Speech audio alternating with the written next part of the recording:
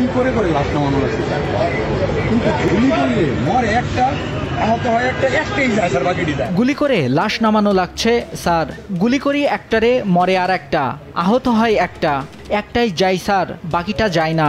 এইটা হলো স্যার সবচেয়ে বড় আতঙ্কের বিষয় এবং দুশ্চিন্তার বিষয়। এভাবে বৈষম্যবিরোধী ছাত্র আন্দোলনে শিক্ষার্থীদের উপর নির্বিচারে গুলি করার বর্ণনা সাবেক স্বরাষ্ট্রমন্ত্রী আসাদুজ্জামান খান কামালকে দিচ্ছিলেন এক পুলিশ।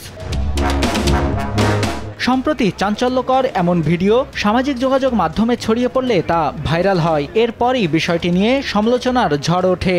বৈষম্যবিরোধী ছাত্র আন্দোলনে পুলিশ নির্বিচারে গুলি করে ছাত্র জনতার উপর। এই ভিডিও প্রকাশের পর অনেকেই মন্তব্য করছেন, স্বরাষ্ট্রমন্ত্রীর নির্দেশেই পুলিশ ছাত্র জনতার উপর গুলি চালায়।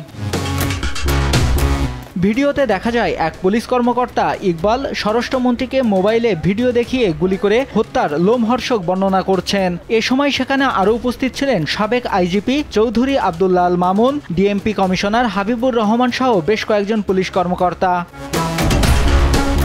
গেল জুলাই মাসে কোটা সংস্কার আন্দোলন শুরু করে শিক্ষার্থীরা। তাদের যৌক্তিক আন্দোলন আমলে নেয়নি শেখ হাসিনা সরকার। পরবর্তীতে আন্দোলন দমনে শিক্ষার্থীদের উপর পুলিশ ও ছাত্রলীগ হামলা করে। হামলার প্রতিবাদে সারা দেশে শিক্ষার্থীরা একযোগে আন্দোলনে যোগ দেয়। 17 জুলাই রংপুরে পুলিশ শিক্ষার্থীদের উপর গুলি চালায়। এতে আবু সাইদ নামে এক শিক্ষার্থী নিহত হয়। এরপরই দেশব্যাপী ছাত্র জনতা গর্জে ওঠে।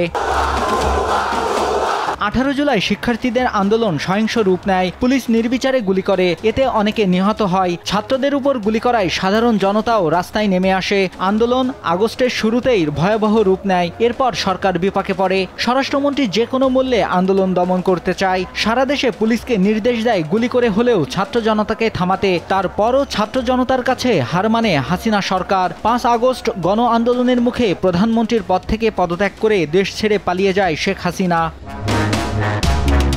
শেখ হাসিনার পতনের পর একের পর এক সামনে আসতে থাকে তার সরকারের দুর্নীতির খবর। পাশাপাশি কিভাবে ছাত্র জনতাকে থামাতে চেয়েছিল তাও সামনে আসে। এবার সামনে আসলো স্বরাষ্ট্রমন্ত্রীর এই ভিডিও।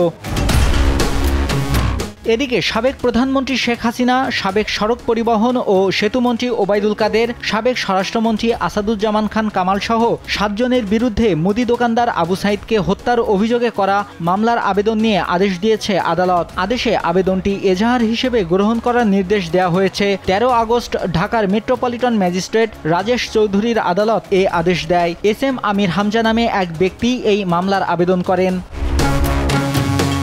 আবেদনে মামলার অপর আসামিরা হলেন সাবেক IGP Abdullah Al Mamun, DMP commissioner Habibur Rahman, অতিরিক্ত আইজিপি হারুনার রশিদ ও অতিরিক্ত যুগ্ম police commissioner Biplab Kumar. News desk, দেশ টিভি।